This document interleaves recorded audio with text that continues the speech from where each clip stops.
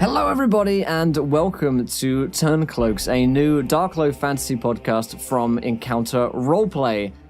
So today we're starting our new weekly adventures into the Turncloaks world, and we have two of the members of our cast and crew joining us today because rather than simply diving into the adventure, we'd like to get you to know our characters a little bit better. So we'll be releasing two initial origin story episodes revealing the backstories of our characters, and then after that, the true adventure will begin. So today we're going to be introducing two of our characters. So let's go meet the cast and who they'll be playing today. So let's start with Tall Squall. How's it going, Tall Squall? Hey, how are you doing? I am Tall Squall, and today I will be playing Alistair Crow. Fantastic. And we have Josh with me today. How's it going, Josh? Very good, very good. I'm Encounter Josh, and I will be playing Luna, whose real name is Charles, and he's an acolyte. Fantastic, fantastic. As for myself, I am Will from Encounter Roleplay, and I'll be the DM of this podcast. So a little bit before we dive into the actual first origin story, a little bit about the world in which we'll be playing, which is known as Penumbral. It's my homebrew creation that I've been playing it for about a year now and featured on the Adventurers Anonymous podcast, but this game is set long before that. Penumbral is a dark, low fantasy universe which has lots of similarities to medieval Europe and settings such as Game of Thrones or the Witcher universe. On the giant island of Penumbral, there are three main bodies of land: the Midlands, Dwarven Passes, and the Marshlands. Each has its own factions, religions, and most importantly, woes. But we won't go into too much detail here because the players will be learning about it alongside you as listeners and experiencing Turncloaks alongside you rather than just dumping information at you. But here's some basic information that you will want to know. It's a low magic world, which means that real magicians are incredibly rare and by no means accepted by society. They're not outright hunted and killed, but due to their sheer rarity, are shunned by society. There are a few groups of legal mages known as lodges, but they must be careful to avoid lynch mobs, and if they have any real power, that much is definitely questionable. The Emperor keeps the peace in Penumbral. The largest and most powerful kingdom, known as the Midlands, is ruled by humans and its emperor, Godfrey. He rules over a feudal empire with barons, dukes, and duchesses known as the 100. They're known as such because there's always 100 of them. Mostly related by blood or even servitude to Godfrey, whenever one of them dies, a relative takes their place as the 100. They all swear fealty to the emperor, who is the closest thing to a real god figure. It's accepted that the gods left Penumbral centuries ago. Another thing to note is that these aren't modern people. Life is cheap here. People might live up to 40 years a max. As such, they don't have modern opinions. Slavery is an accepted part of life, and things that we might see as wrong today, the people of Penumbral don't have the luxury to consider. So don't hold them or the player characters to today's standards. But without any further ado, let us move on to our very first origin story, and that is going to be of Alistair. So, let's start, I guess, with just a brief description of what Alistair looks like at this point in time when he is about 12 years old. So, Tall Squall, do you mind giving us a quick description? Well, Alistair's a wood elf, but he's not your typical wood elf. He has light, pale skin, white hair, and these icy blue eyes that are almost disconcerting in their color, or actually their lack thereof. He's a young elf, only 12 years old, so very early on in life as far as an elf's life is concerned. He's really just beginning his life's journey at this time. It's a happy life that he has, his existence with his family and sort of the extended family of this small community. He's learning the ways of his people, wielding a long sword, shooting longbows, climbing trees. That fun summer camp life that a boy would be living if he was in a community out in the woods, established, but truly just getting by. This is by no means a high fantasy elven city. This is truly just a commune of people living off the land. And it's sort of in that backdrop that Alistair is growing up. Fantastic. So that was what Alistair's life was like. It was a happy childhood until the Blood Plague came. And now the Blood Plague is something which began to reach into Alistair's village quite early, and in fact was one of the first villages in time, known record, that was struck. Alistair's village was one of the first to be struck by its virulence. And very quickly around him, he had seen his family, his friends, his priests, and everyone who he lived around in this village slowly succumb to its destructive capabilities. The Blood Plague itself, Alistair grew to know very well. At first, it began with coughing and spluttering, until eventually that coughing began to heave up blood from the lungs. Very quickly after that, eyes would begin to bleed. Even the mouth would start to have blood from it regularly, until it seemed as though even the very skin of the person began to bleed through, until they were completely drenched in their own blood that was pouring out of their body. And eventually they fell due to a huge amount of blood loss and stress and pain that they were under. Alistair's village succumbed fairly swiftly, and was tended to by one of the crows, the old crows he was known, a plague doctor who wore a bird-like mask and tended to those best as he could. He had tried to heal, but he had failed. And it's this afternoon that Alistair finds himself surrounded in a village with no one left other than the old crow. And Alistair, you come out from your house and you have put your family to rest. But the old crow remains behind. He's standing in the center of the village as if waiting for something, adorned in his mask and robes filled with ointments and herbs to protect him from the plague. And it's been hours, and by now he should have moved on, but still he remains behind. And you realize that there's nothing left for you here. I mean, Alistair he looks around. I mean, he looks down at his hands, which are now covered with blisters from digging the graves of his family, because what else is he to do? He looks around, he knows that there are bodies in the other houses. He knows that everything's gone, and he looks up to the old crow and just asks, Why am I left? Why am I still here? What am I supposed to do? The old crow turns his head down to you, and through the mask you can see his piercing blue eyes that are staring down at you. You can't tell his age, but you'd think he must be old. He's got a slight hunch to him. But there is no real kindness in those eyes.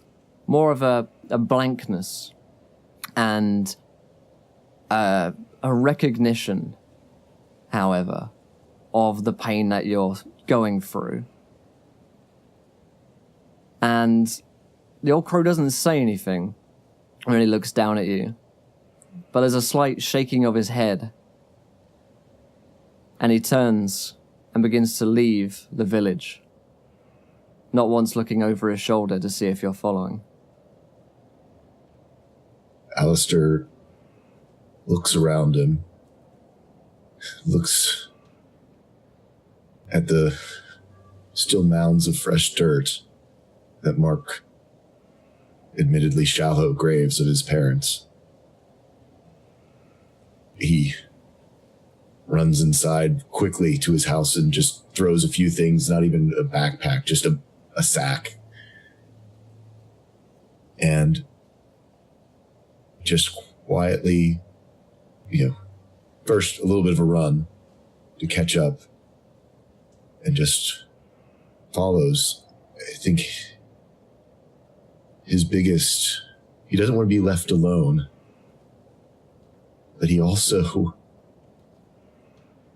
doesn't want to die alone. He might be the last, but it might not be the end of the plague. And this is the only person who's had any knowledge of what to do, even though in hindsight he did nothing other than maybe made people think that there was a way somehow to survive. And I think silently follows, somewhat afraid that if he says too much, he might get turned away, or he'll wave him off to go back. So at first he's almost sneaking a little, but then after the first little bit of time, he just starts sort of striding, probably, 10 feet back, just follows. The old crow doesn't seem to notice your presence or seem to mind it as you travel with him through the rainy forests across the Midlands, and that is a very similar case as to what Alistair experiences over the coming years.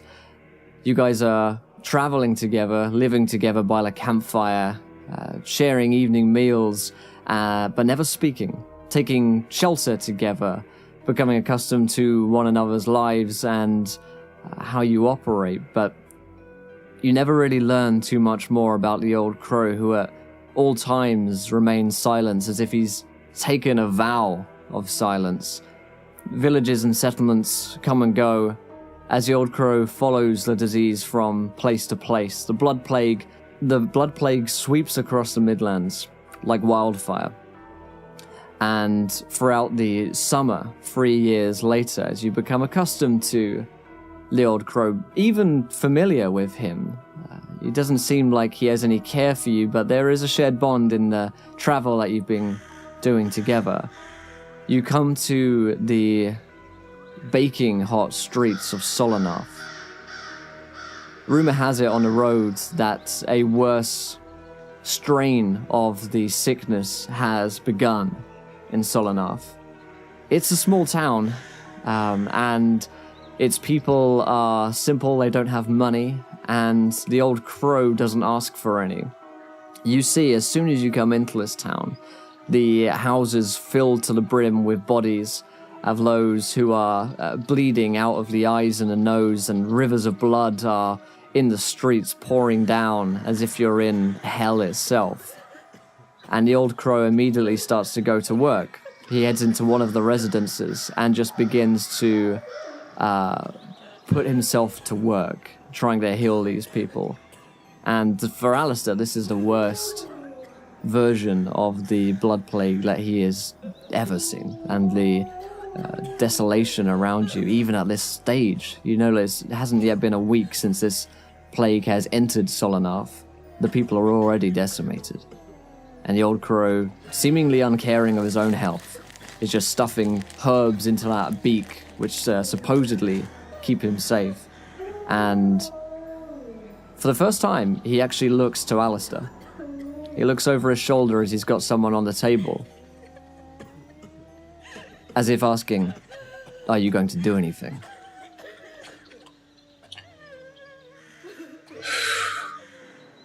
Alistair's a bit paralyzed with fear, but it's almost as though all of the nights for the last years of someone getting water, another person getting firewood, of handing off a tinder box, getting a pot boiling to then be handed off to something else, of one person putting up some type of a guard against the rain while the other is rolling out what little kind of a bed mat they have. He reaches into the crow's backpack and pulls out a tool, and he shakes his hand a little bit the first time with just emotion, and Alistair's able to grab then apparently the right one and hand it to him. Immediately and silently, the doctor goes to work and the old crow begins to attempt to cut out the cancerous tissues which are eating away at the victims, and as much as anything else, perhaps trying to save lives, but as much trying to end suffering. And there are a great many times over the summer that you're in Solanath where the worst has to be done, where you know that women, children, the young and the old are simply not going to survive. And whilst many are fleeing Solanath, there are more who refuse to leave their homes, refuse to leave all that they know left behind, and will pass one way or the other, either by the blood plague or towards the very end. There are a line of these people outside the old crow's office, which is now essentially a building where everyone else has died inside, where you and he, as his apprentice, are standing, and the first signs are growing on them. They're bleeding from the eyes and nose, and an old man steps into the office of the old crow and says, Please, we don't want to go like they did. Your knife, that blade, it is the only mercy. And the old crow looks up from his desk, and those piercing blue eyes look towards them, and then over to you.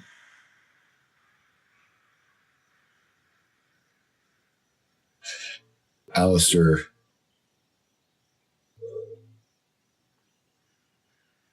nods and walks over to the bag and brings the old crow the knife to scalp it. And the old crow, that last night that you spend in Solanath, does his final bloody work and leaves behind yet another failed settlement, yet another testament to the success of the blood plague and the failure of his order of the crows. And that same night, once again as it rains and the blood of the people washes down the banks of Solanath, the two of you leave into the forest once again, riding the coattails of death wherever it leads you. And it's only a few months when you're sitting around a campfire that you realize that the old crow himself, more frail in his age and having developed a winter cough, has begun to splutter blood through his mask, which you've never seen him remove. Even when he sleeps, he seems to wear that mask as if it was stuck to his face. And as you hear him coughing that night, in the morning, he is unable to stand. And from that mask, as he sits up and presses himself back against the tree, you see that there is blood pouring from the mask's eyes.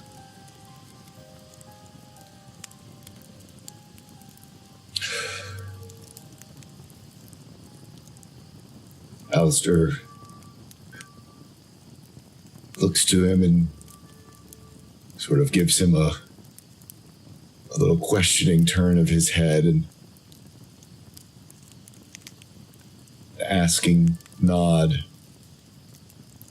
Is it time to show you the mercy? And the old crow looks across from the back of the tree trunk from which he's slumped against. And he looks up to the skies when he can't see the sky because the canopy of the forest is over him. And those same blue eyes look out at you, now kind of bloodshot. And there's a single nod.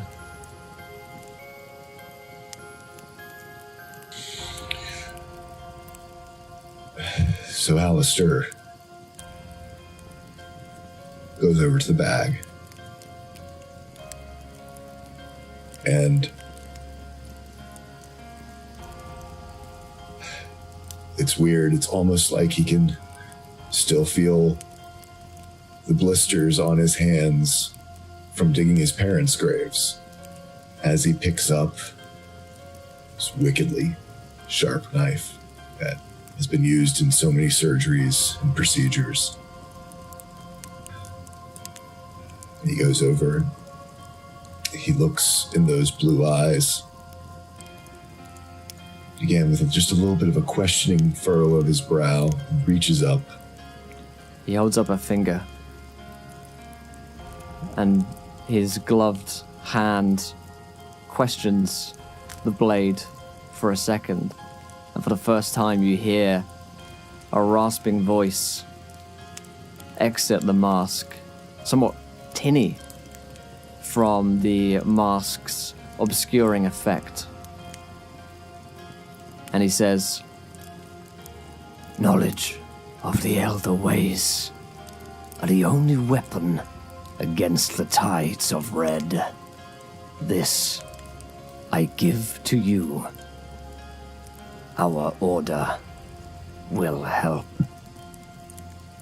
And with his second hand, he grabs the mask and tears it from his face, as you realize that with it comes skin and flesh and blood, as if it had been warped to his face, as if it had been burnt and melted into his face. And the old crow tears back the mask, finally prizing it free. And you see underneath the face of a man, an old man, and tortured and twisted flesh, disease-ridden skin, and those piercing blue eyes. The bloody mask he's holding in his hands, and he lifts it up to you.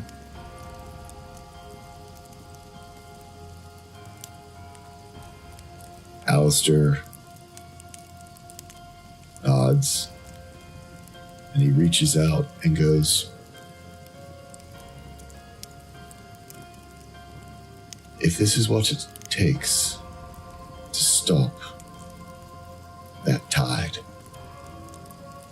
to stop this horror, to never again see blood running in the gutters of the streets, then it is what I will do." He takes the mask and places it upon his face. As the mask meets your skin, it bites into you, and you begin to feel that same warping flesh being twisted and bitten by the mask as it forms onto your face. It's almost stitched in.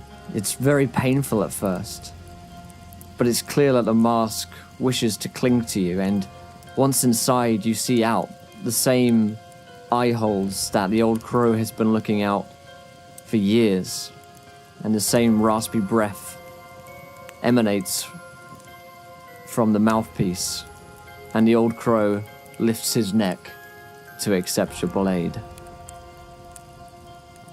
And with a swift, merciful stroke,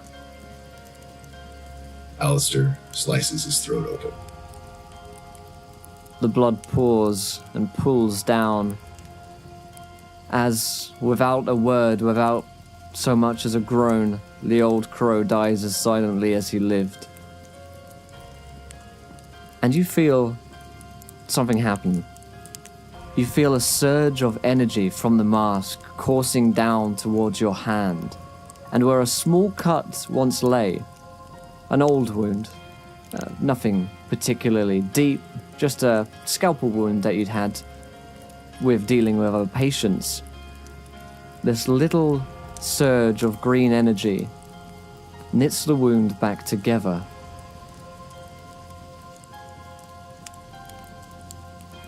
Alistair kind of nods as he thinks back over the years of the times that he thought even like that the old crow's skin must be like as tough as hide, as leather with his age. And a little spark of understanding comes over him that, no, this was more than just toughened old skin. This was real. That perhaps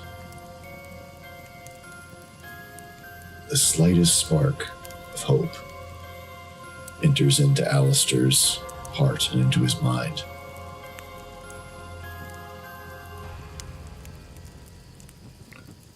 You move on from the camp only to stop to see if the old crow had any useful herbs or pieces of equipment on him. And you find some documents on him which identify to name him as one Jonathan Campiron.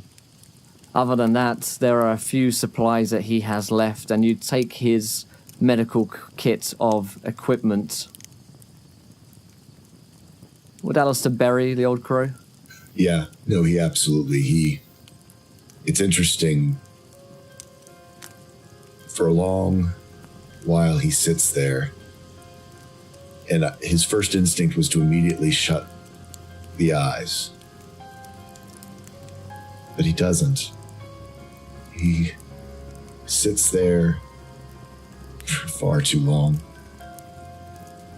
looking out through the eye holes of this mask and into these piercing blue eyes of this old man that he's known for years, but it almost seems as though has just been introduced to. He spends the day there at their last camp together, waits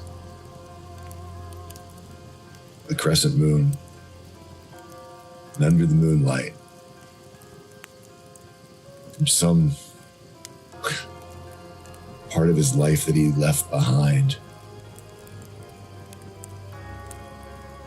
under that moonlight, he finally does dig the grave,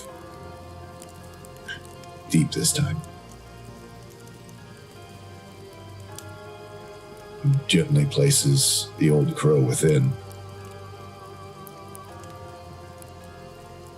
And there in that glade, almost like years ago, doesn't look back, takes what he needs, and moves on to where he knows they were going, to the next time the blood will run in the gutters in the next place.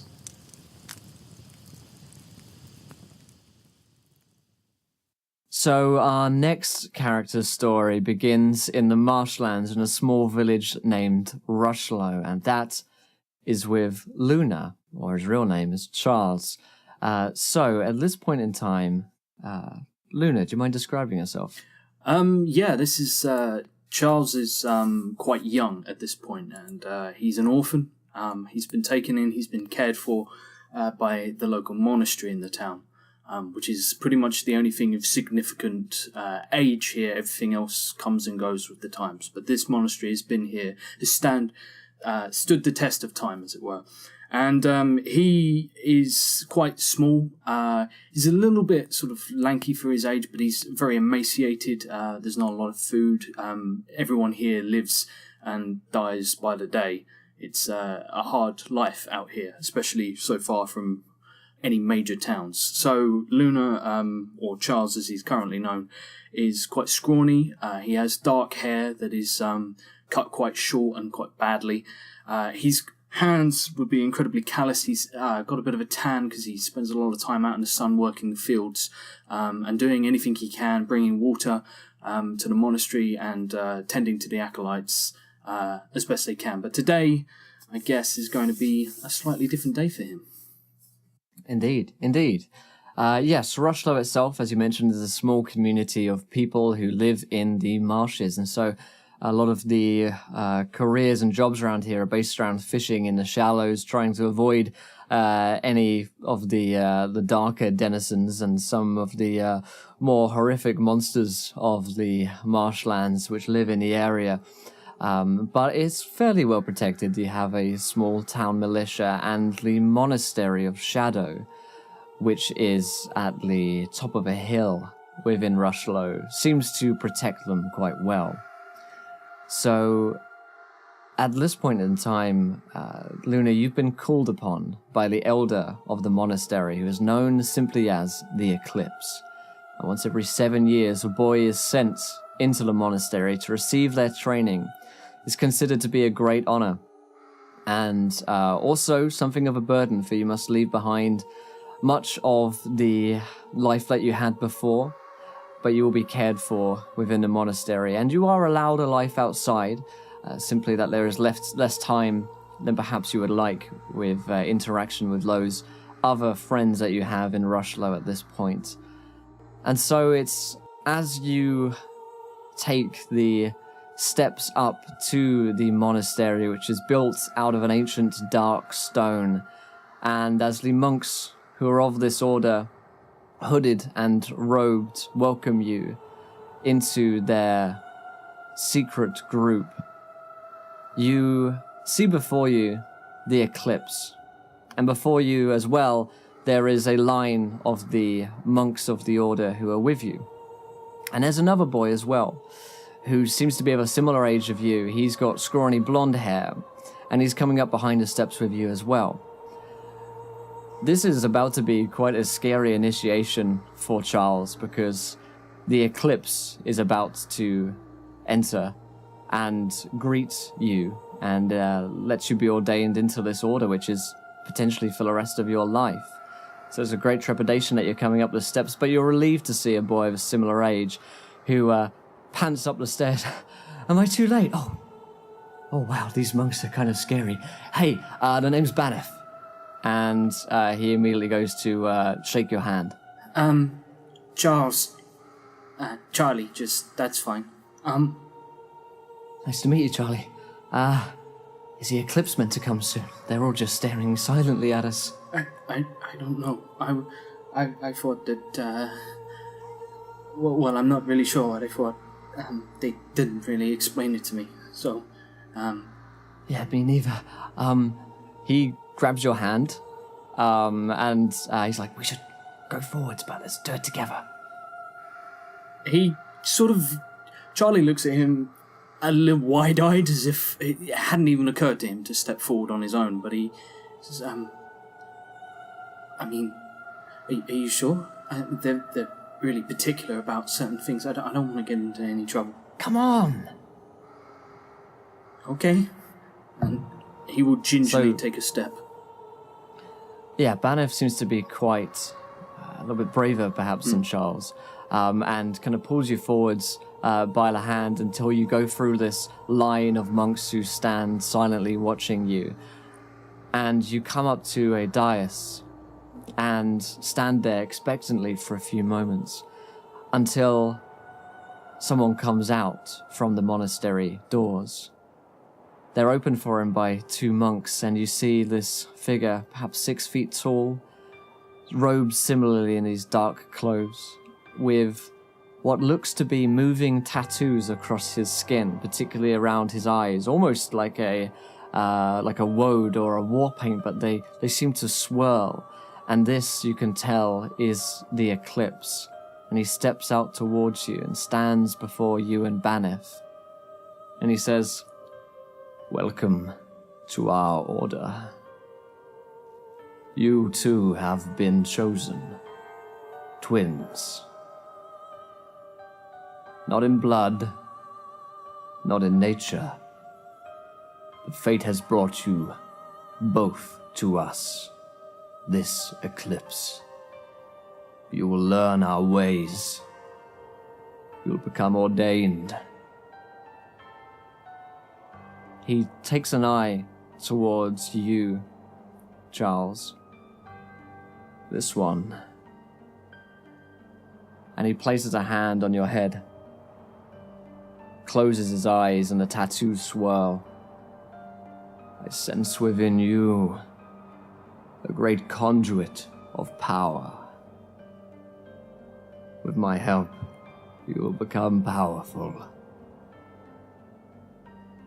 You are home now. Luna will be your name. And he moves on before you can even utter a word or really comprehend what he's just saying. And all of the surrounding monks say, Luna. Together. He moves on towards Baneth. Similarly, places a hand on the head, closes his eyes, and the tattoos swirl. You.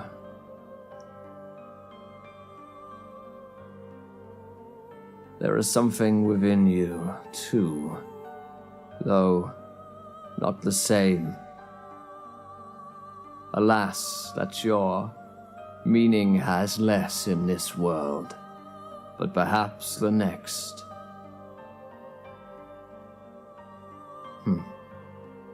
He looks around. The unnamed. At Baneth. Baneth looks confused.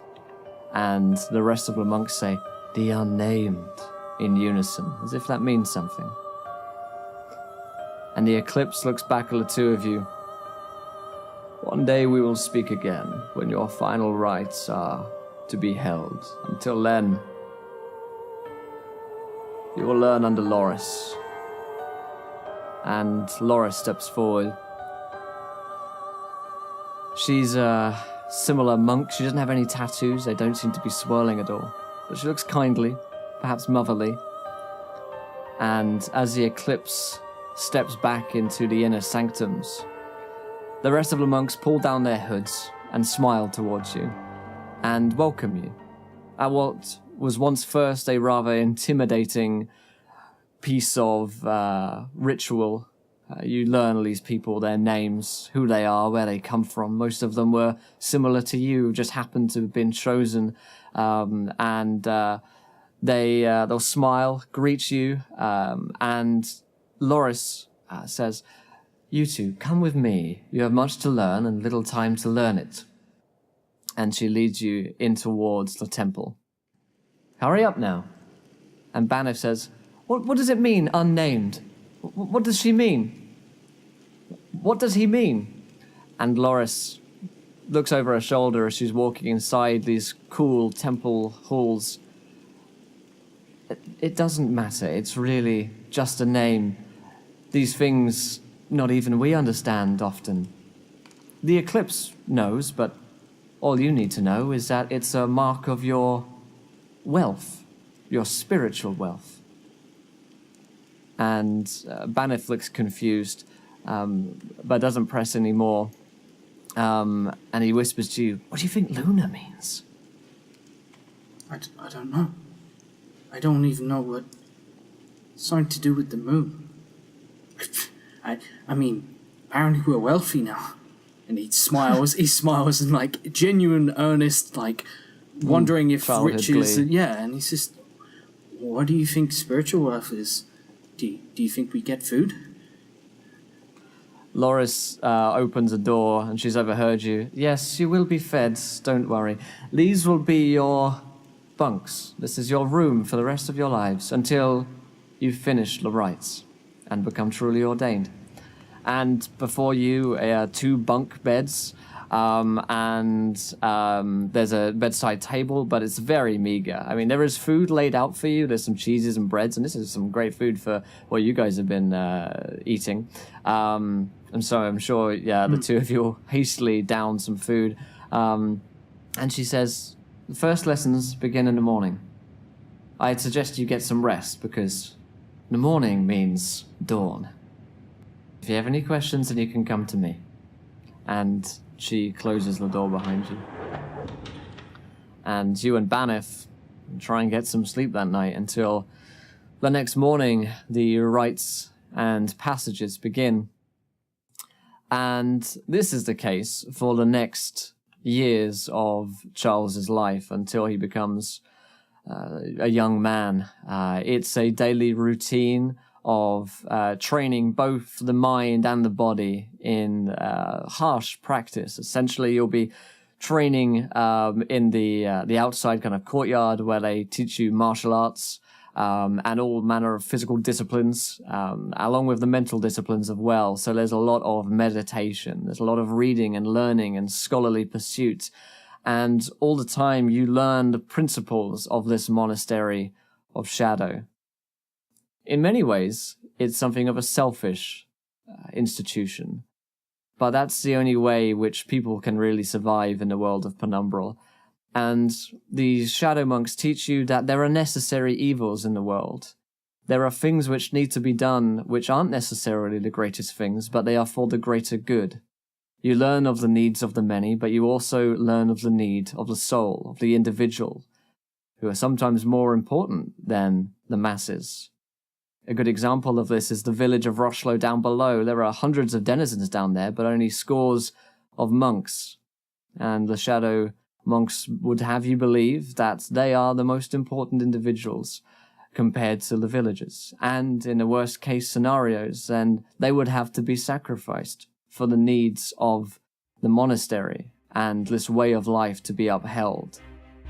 So Charles grows up with something of an odd mentality, something of an odd understanding of what the world is. Whilst you learn of different places like the Crackjaw passes within the Dwarven lands, and you learn of the capital city of the Midlands of Ostwold, you yourself have never experienced these, and you've only met these 20 to 30 monks who live within the monastery at all times and only rarely leave.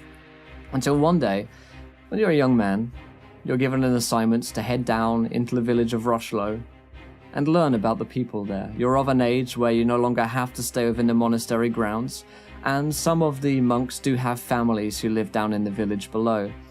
And so you're told by Loris, who at this point is what you would consider to be quite old, probably towards the end of her life, and has very much been a mother or grandmother figure towards you.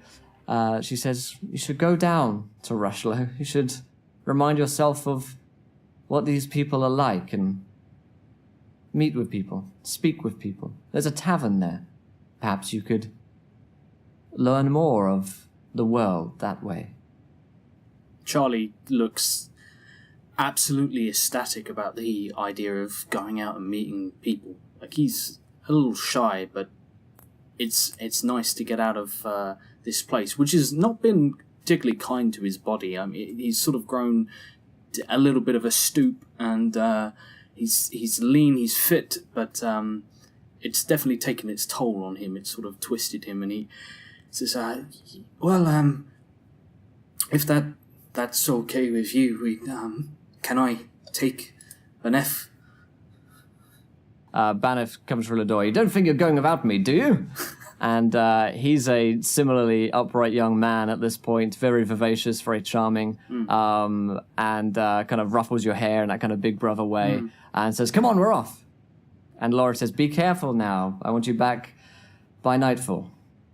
And he'll take a stick. It's almost like a walking stick, a hiking stick, but also something he's trained to fight with, sort of cautiously, and sort of stare out at the world, which he's sort of been shut away from and is very alien to him.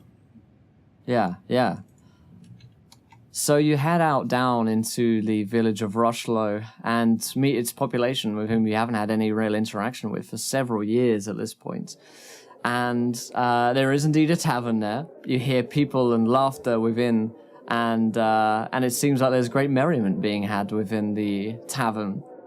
Banef says, come on, we should go inside. There must be people in there. There must be some more girls than there is at the monastery. Right, yeah. I'm just gonna, You're coming with me. Right. And he grabs you and pulls you into the tavern, very much the big brother forcing you to do the things that you don't want to do. Absolutely. As you step inside, the heat, the smell of ale and food and people assaults your nose, and you hear the music of a local bard playing. She's got red hair. She's playing a lute, and she is most likely the most beautiful woman that Charles has ever seen in his life. She's singing a beautiful song, which has laughter, love, but yet sadness within it as well. And very quickly, you take seats. And as Banif goes off to speak with people, and he's very vivacious, very charismatic, he brings people over to your table to talk, you find yourself quite enthralled by the performance of this young bard. And she finishes her pieces, and another bard takes up playing their set piece, and she sits alone in a corner, drinking an ale. And Banif says, "Charlie, you've been staring at that girl all night. Are you going to go over and talk to her? I have to pull you over there." No, wait. I was just, well, I didn't want to, I mean, she's probably waiting for her husband or something. I'm just... Are you kidding me? Come on now, brother. She's perfect. Look at her. I know. Just stop looking at her. And, he jabs... You're the one looking at her. Jabs Banif under the table with his stick to sort of stop being so obviously gawking. Yeah.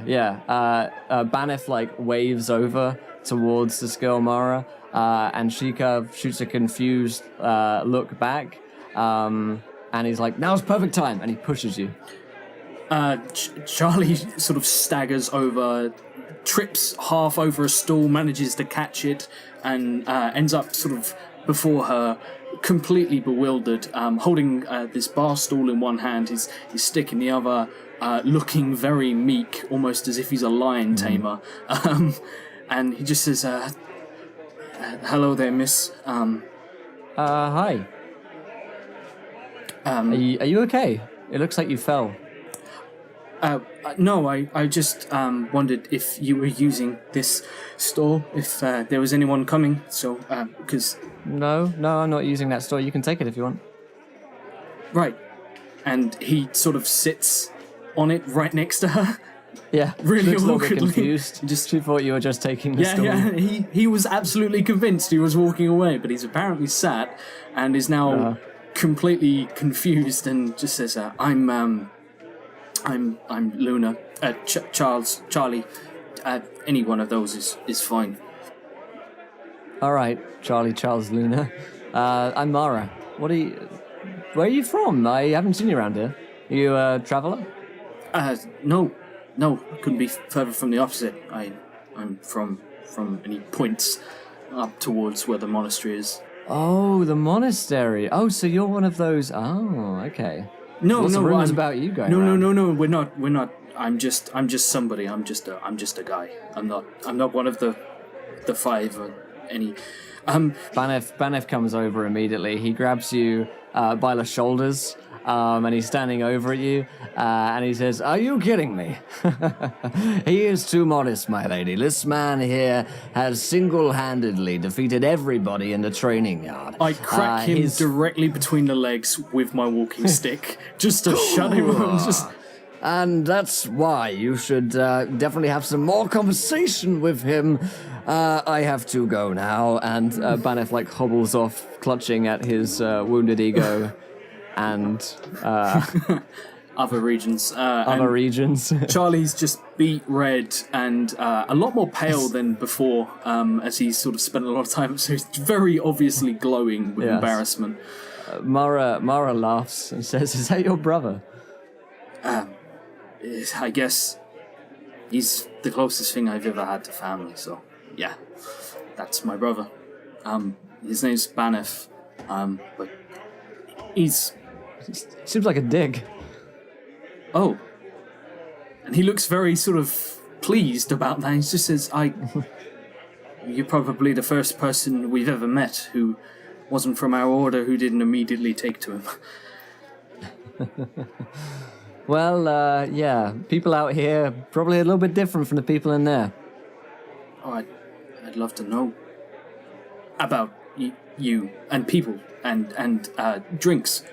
Can I buy you a drink? What I'm gonna put a an ale on the table, and if you drink it, that's fine, and if not, I'll just... I'll drink the ale, yeah, okay. Do you mind if I'm gonna sit here also, and you've really... You're already sitting there, so... Well, sorry, it's just you're pretty, but not pretty, I like red with, it's...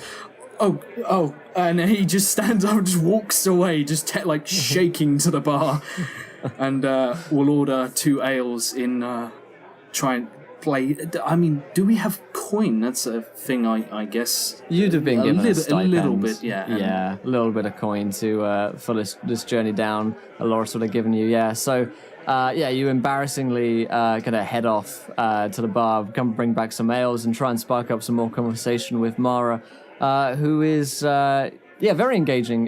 Where you lack in social grace, she certainly makes up for it, and she kind of talks the night away a little bit, and tells you of stories that she's heard of. She's a great bard after all, though a local one, having settled down into the village of Rochlo for some time. And so she has a great deal of stories of the outside world to tell you, loads that you've never heard of before, simply living in the monastery. And as the end of the night comes and the two of you are pretty much the only ones left in the bar, Banef comes over. Right, time for us to head off, brother. I'll give you a moment there. And he waits outside. Amara says, oh, it's gotten late. That's a shame. I was enjoying our conversation. And as was I. I mean, I'm sorry. I'm not very good at... We don't get a lot of people up at the monastery, so it's... Well, you have to come down more often then to see me. Would that be okay? Yeah, I'd like that. Okay, and he sort of, like a bright smile crosses his lips as he, you are, wonderful, and, I thank you, and, I hope to see you very soon. I have to go because Banef and of course, everyone, yes, but no. I'll see you soon, hopefully. Definitely. I hope so too. And you're not so bad yourself. It sort of, tries to hide the beet red blush again, and you're too kind. You tell tales of heroes. It's nice to be complimented by someone who knows so many famous people. I don't know them. I just tell their stories. But I hope to speak with you again soon. Yes. I'll be in here. Okay.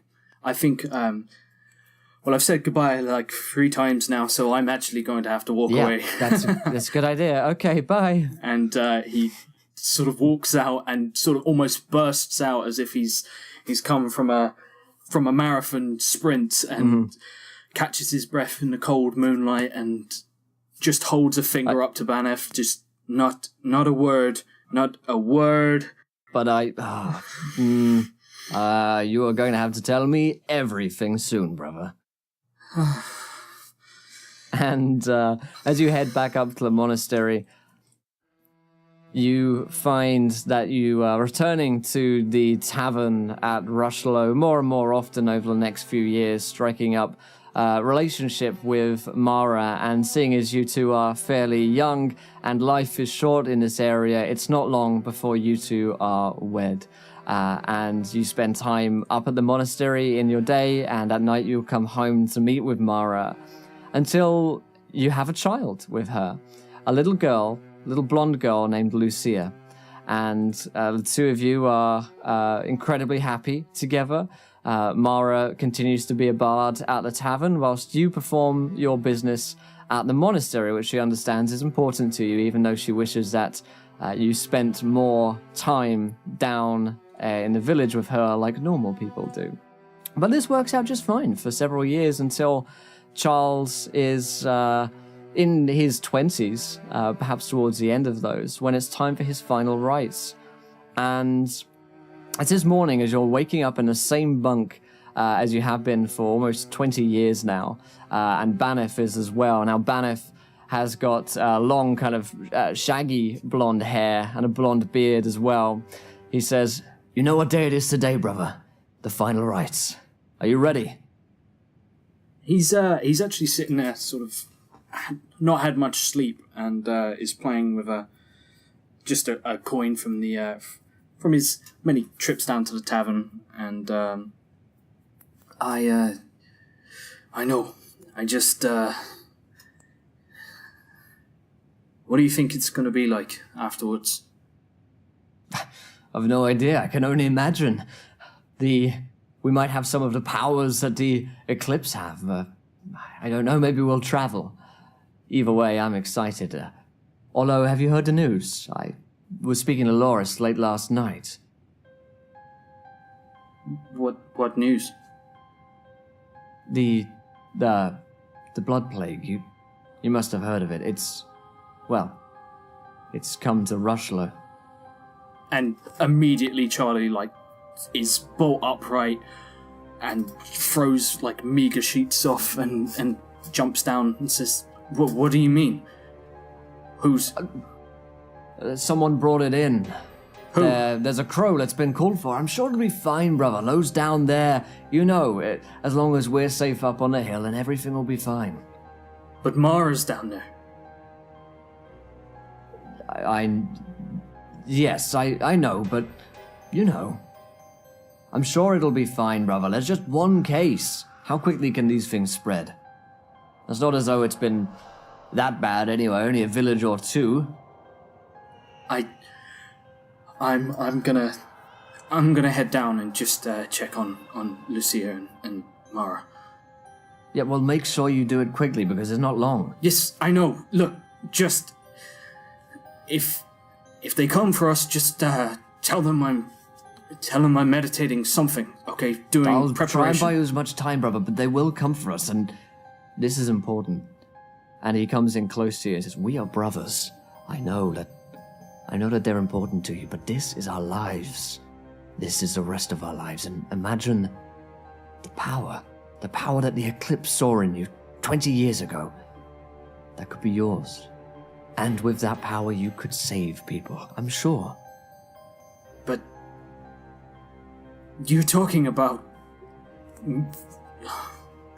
I don't want to get into this discussion again, okay? All I can tell you is that I have a wife and I have a daughter. And I have an obligation to them. And you swore an oath to us, to this life. And I don't mean to be the bearer of bad news, brother, but that is for life. So what do their lives mean? He pauses and says, "It's not for me to decide. It's your choice, brother. But know that they will hound you to the ends of the earth. You know what happened to Lorien. He tried to flee too.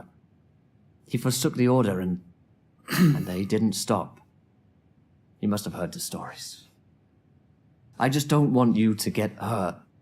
I care for you. I love you. As a brother. I love Mara too, and the gods know that I love Lucia as well. I would do anything for them. But this is for their good. It must be. What is a day or two of the blood plague? Just buy me as much time as I can. You can give me, and I have to go." And he throws on his robes, grabs his stick, and quite a hunched, sort of frail man, given the fact he's got on quite some, and there's not a lot of eating in this order. He makes his way as quickly as he can in the early morning light down towards the village of Rushlow. Fantastic. So you head down towards the village, and the sense in town is almost palpable. People have their doors shut, their curtains are closed. Some of these houses are even being boarded up at this point by scared people. And at this point, even though the blood plague has indeed only hit several villages, its local reputation is quite fierce. Yeah. And apparently a crow has been sent for, which is potentially a good sign that there will be someone coming to cure this thing. But at the moment, everyone is just kind of segregating themselves off. So you enter your house, and Mara is there. Lucia isn't anything older than 6 or 7 years at this point by your reckoning. And she looks scared, and her mother's holding her. She says, "Don't worry, Daddy's here now." And as you come in, she says, Hi, you must have heard by now. Yes, listen, I'd like you to leave town. What? If you stay, I'm not asking you to go alone. Okay? There's a ritual. It's, something. I don't know in truth, but it's my last rites, and they're happening today. What are you talking about? And if I can get you out of town, then you'll be safe. But in the meantime, you can't stay here. Where should we go? Where do we go? I don't know, okay? I don't know. But this is our house. This is our life. This is wood, and this is soil and brick. You are my lives. And I don't care if I sleep under the stars, and I don't care if I sleep in a castle. All I know is that I can't sleep without you. Okay? Okay. We'll go to my sister's. 2 days travel at most. We'll pack a bag and we'll face the perils of the road. Listen. Don't eat. I know it sounds mad, but don't eat anything, don't drink the water, just stay here, wait for my return, and I'll be back as soon as I can, and we'll leave. And don't tell anyone we're leaving, don't let anyone in, don't speak to anybody, okay? We don't know who or what, Should we wait for you, or should we leave now? He looks really torn at that, because, You don't know how long it's going to be. And I also don't know... Oh, God. I don't even have any weapons.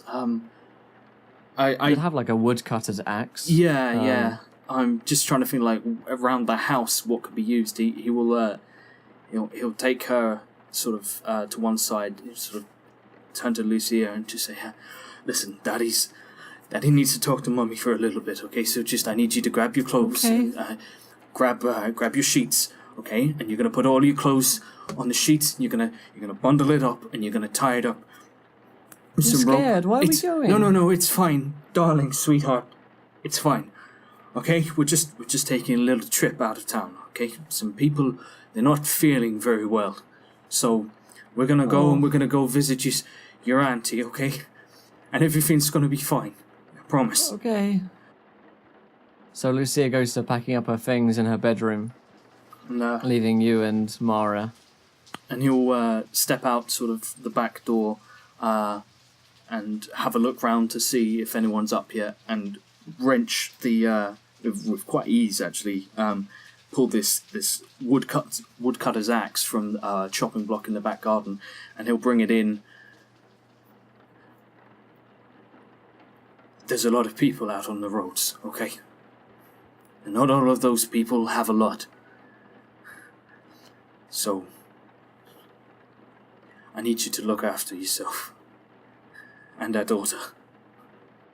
She takes it gingerly. Oh, I will. How long will you be? I don't know. They don't tell us about the rites, but all I know is this.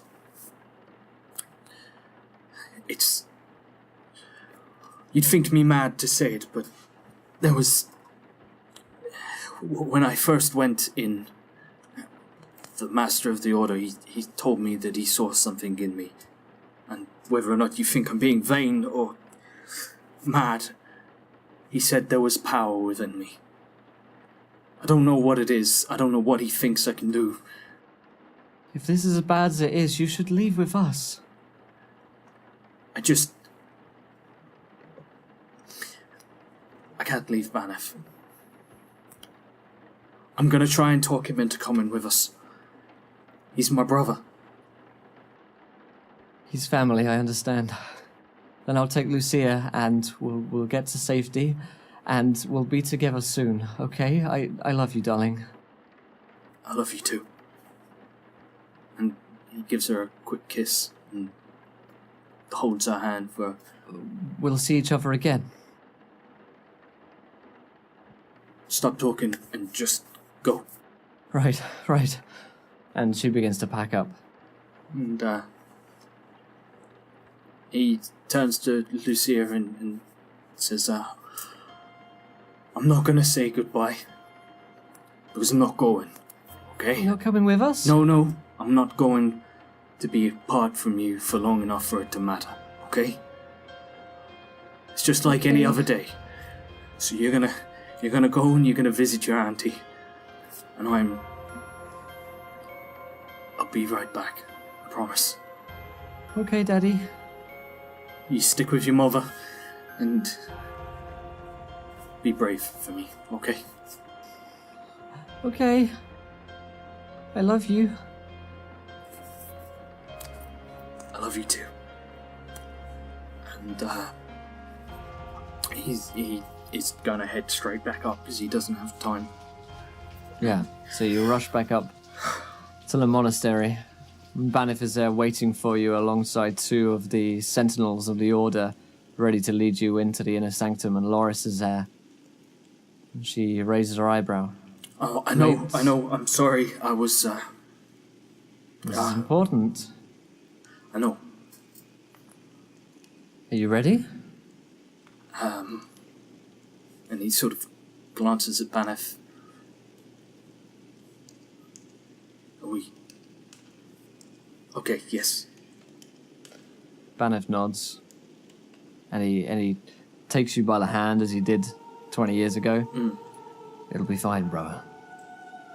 And he leads you by the hands with Loris and the other two sentinels into the innermost sanctum where the eclipse awaits. And as the stone door is rolled back, the large chamber is revealed, stone, cold, and dark. And as you enter, the sconces along the walls are lit, and Loris and the others wait by the door as it slowly closes behind you, and she whispers, "Good luck. I'm sorry." What? And the stone closes. Then you hear a voice in the darkness.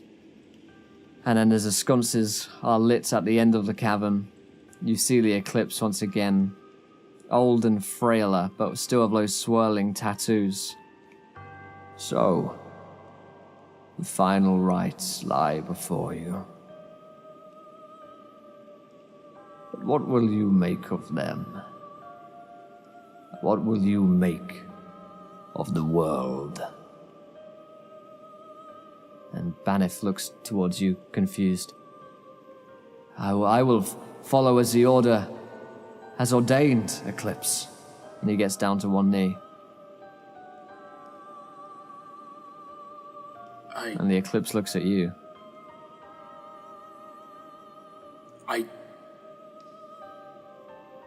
I will do as the Order.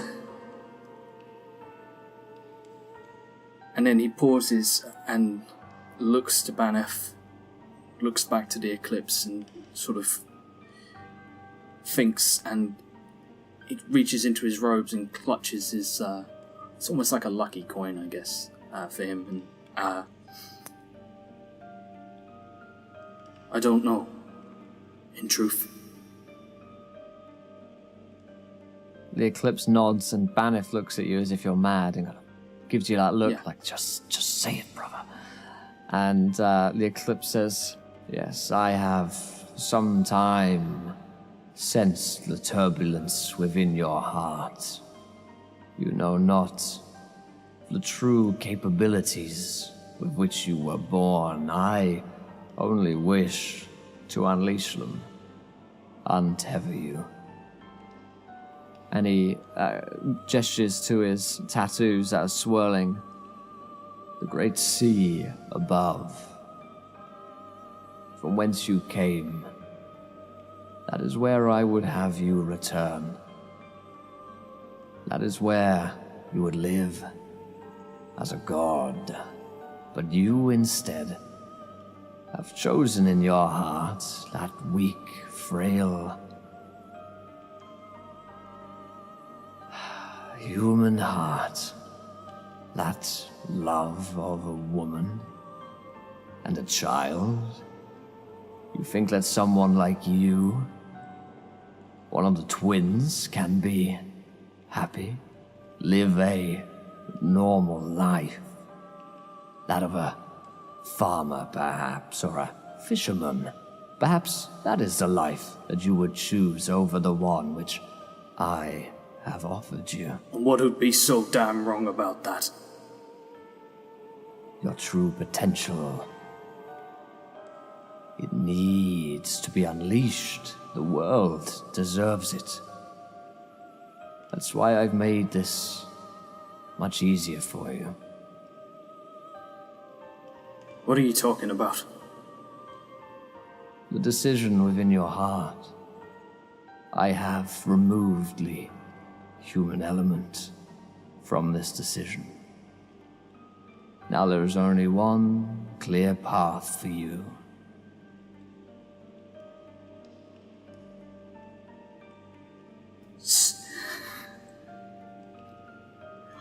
Are you threatening my wife and my daughter? No. I would never threaten your blood, that of your daughter. And I do not threaten at all. I merely inform. What have you done? Now you are unburdened from her. What have you done? Now you are free.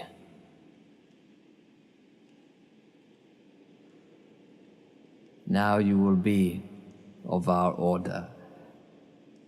Now your true emotions have been unlocked. This event, this is your awakening. Through pain comes power. I can promise you right now, if I leave this place and find a single hair on their head has been harmed, I will return with any power you may have bestowed upon me, and I will tear this monastery down brick by brick. Both of us know that is not true. Both of us know what has happened. It merely waits for you to accept it. So, you, Luna, go forth. Live with your pain. No. No, I will not bow down to you, and I will not accept this fate that you have put before me. You talk about power. You who cowers in this monastery of stone, with food and wealth and health and medicines that could be helping those people down there. You all used to talk about balance. When we first were brought into this monastery, you told us that there was a way of life. The give, the take, life and death. And I believed in that. I believed in all of that. And now, through the years, I hear talk of necessary evil, of necessary suffering. Is that what this is when you sit up here with all the food that you provide for us, all the medicine that you provide for us? When we cower at the top of this hill and watch over Rushlow, and we find out that stuff like the plague has come, and we do nothing, we stand idly by and we do nothing. I do not abide to that. Oh, but you do. You feel like you have made a choice here, but this is the road I have put you on. You may hate me. One day, perhaps you may try and kill me. But what I want, I have already got. You are I, and I am you. And the stone door rolls open before you, and Banef remains kneeling. No. No, you are an old man in a crypt. I will live. My family, they will live. And you cower within your own tomb. You're the one who refuses to accept you're already dead. And he turns to Banef and... Brother, I know what they have promised you. And I know that they have promised you nothing but riddles and lies. They've never told you what this prophecy is, whatever they see in us. But if he's willing to do this to me, the one that he walked in and said there was so much potential within me, if you never wondered why you were called the Unnamed, does that not bother you? Banef looks up from his knelt position. I have. And he looks towards the eclipse. And the eclipse says, what has no name? What has no utterance? What do we not call? What do we not see? The very fabric of reality, the very fabric of our existence. Magic, my friends. That which no one puts a name to. The unknowable, the unbelievable, the unnamed. And Banef's eyes widen. So, you mean I will have great powers? Don't listen to him. I'll save people. I can help them. Brother, I can help Mara. I can... No. You can't expect me to bow down to this lunacy with you. I don't ask you to bow, brother. Run if you must.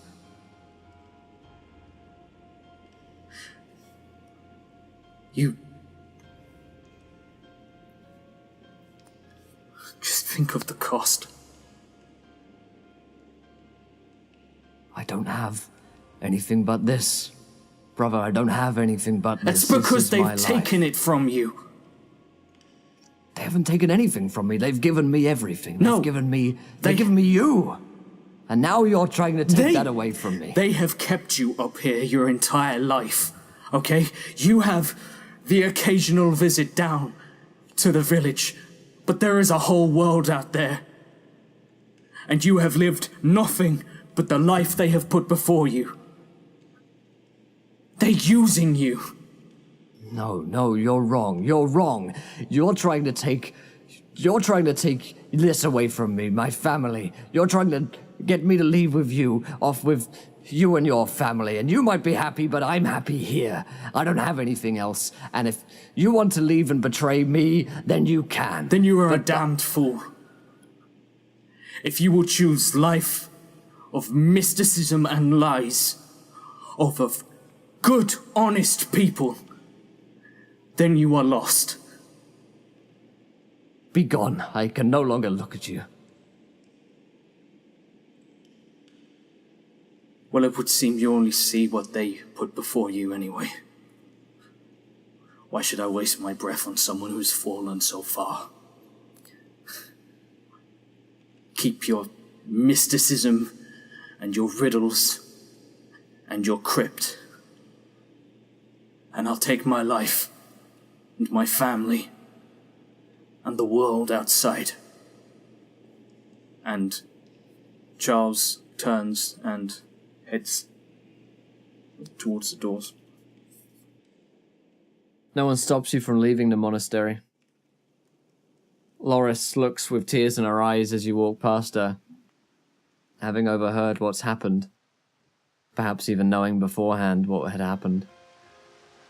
It's a mad dash down the hill for Charles as he sees his home before him, and he's breathless and panting, almost vomiting by how hard he's running and how long it's taking him to get down to the hill, all the while the blood pumping through his ears and that sick feeling rising up to the top of your stomach, like you know something wrong has happened as you see that the door to your house has been burst in, and you stop just a moment before it, realizing what this could mean. And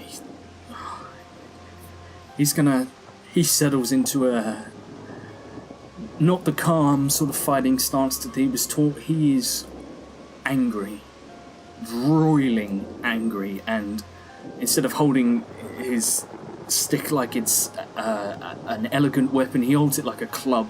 He is fuming with rage and terror, and is going to walk in just very ready to attack, essentially. He is coiled. Yeah. So you walk in, rage and anger at the top of his mind as he steps in with a great feeling of dread into his simple wooden soil house. The first thing you see is your daughter. She is hunched over Mara, who's on the floor with the same axe which you gave her, embedded in the crown of her head. And she's splayed on the floor. And Lucia is over her, confused, still alive, and her mother's blood pouring onto her hands. And she looks up, wordless, breathless to you, trying to comprehend what has happened. Oh, shit.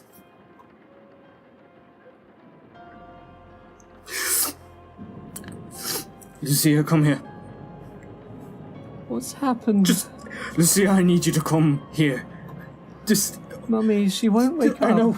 I know, sweetheart, I know. I've got to get you cleaned up, okay? And he'll, just tear, like, part of his sleeve off to wipe off the blood. And, begin to sort of just keeping her looking at him. And the men, they came in. They were angry. I tried to stop them. Listen, Lucia, it's okay. Alright? It's gonna be okay. What men? They had robes on. They were your friends. We let them in. Listen. Okay, sweetheart.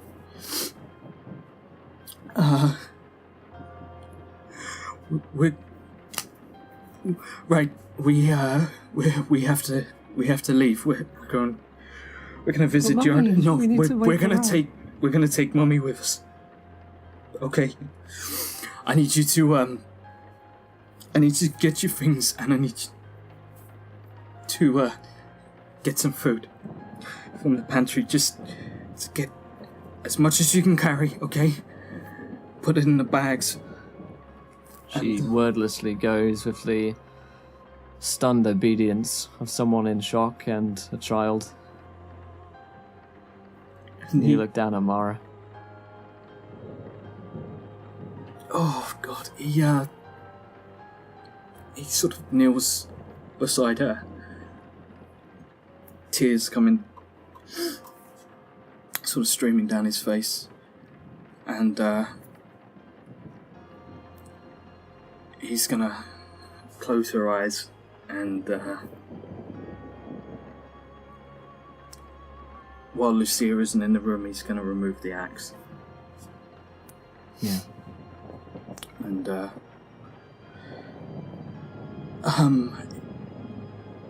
he will go and find something. He needs something of hers that he can take, and he'll also grab all of their bed sheets and he's gonna wrap her up. Perhaps the wedding ring. Yeah, you gave her. no, he'll he takes it and he'll actually remove what is essentially probably something that he's not really supposed to wear at the monastery, but it's just a small iron band of his own that he'll remove, and he will clasp it in her hand and put her hands across her heart and cover her, and he's gonna have to. So he, I guess, in town, is there anywhere? I'm thinking because the plague has struck, no one's going out. Would there be somewhere I could steal a cart from? Something small. It's likely. Yeah, there's carts out, and people are locked in their homes. So you spot a couple that you could take with you. So he's gonna take the axe, clean it, and very much doesn't want to carry it, but knows that they need to be armed. So he will make a makeshift sheath from his robes and slot it across his back, and he's gonna tell Lucia, right, I'm gonna go next door, okay, and I'm gonna borrow their card. They told us we could borrow it to go to your auntie's, so that's what we're gonna do. Okay. And we're gonna let Mummy rest. Okay. She's staying here. No, I'm not gonna leave her here. She's coming with us. Okay. And he will go and fetch the cart, and he will keep his eyes peeled, because if he sees any of the people that did this, he's very much in the spoiling for a fight. Yeah, you don't see anyone leaving the town. No one's coming, no one's leaving, until you look back just as you're about to leave, and you see what must be the crows who are arriving to see to the plague. And just as you're leaving, you see that one of them is masked in this long beaked mask, and there's a younger boy there with him. But they're not the source of your anger. And Lucia is sobbing. She's down in the cart along with her mother as you leave the village of Rushlow behind you. So that is where the very somber origin stories find their end. And next week we're doing 2 more origin stories. So look forward to that, or get the tissues ready for that, I suppose. The week after, of course, is the first real episode where our adventure begins. So hopefully you guys have a feeling of the world by that point. Hopefully you guys have a feeling of who these characters are and where they've come from. Fucking tragic. Yes. Hopefully, yeah. Sorry if I stepped all over that. Yeah, suffering and plight, yes. There are moments of happiness within this sad I know, tale that make, like the time when you the sad introduced me to moments my even wife better. and it was romantic and embarrassing and cute and she died. Yeah, that happened. Yeah, seeing as this is our very first outing with Turncloaks, please do let us know if you enjoyed it. You can follow the podcast at Turncloaks Pod on Twitter, and of course, if you're on iTunes, and please do leave us some kind of 5-star review if you enjoyed that, and if you continue to like the episodes and listen to them, and please do leave us a review on iTunes. It really helps us out. We'd love to read one out every single week from you guys. But let's go around the cast and crew. Did we enjoy ourselves in any kind of way? And where can we find you guys online? So let's throw it over to Tool School. You can pretty much find me as Tall Squall all over social media, Twitter, YouTube, Instagram, Facebook, etc. Google search. It's me in a Land's End jacket. That is a squall jacket that comes in a tall size. But you can find me all around there, and I do do a D&D game that I host on Saturdays at noon called The Vice, which we'd love if you'd like to come and check it out. But had a great time. I mean, it's, telling a story is all about evoking emotion, and I think we did a little of that. I think we did a little bit of that today. Yeah, I agree. Fantastic. Josh, same question. Yeah, that was. It's horrible because every time I play with you, Will, I'm always like, yeah, I'll be fine. I don't really care about these people, but I really do, and it's just. I mean, it's just a testament to good things to come, surely. So, looking forward to seeing how everyone is so tragically broken and battered and bruised by their origin stories come the time we all meet. But yeah, you can find me on Encounter Roleplay itself. I DM on a Tuesday, but I'm also around Mondays for the wonderful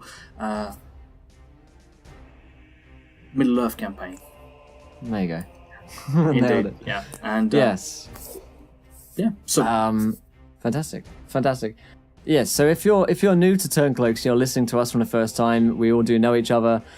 We play together on various Twitch channels. Encounter Roleplay is a Twitch channel. That's my job, and there's a ton of D&D games going on over there. So if you enjoyed this kind of stuff, then come along to the Twitch channel. You can catch us live. We also have a YouTube channel as well. We've got a website, and we can't wait to see you guys again next week for some more origin stories. So until then, my friends, try not to roll too many net ones because we want to be there laughing when you do. Good night, everybody.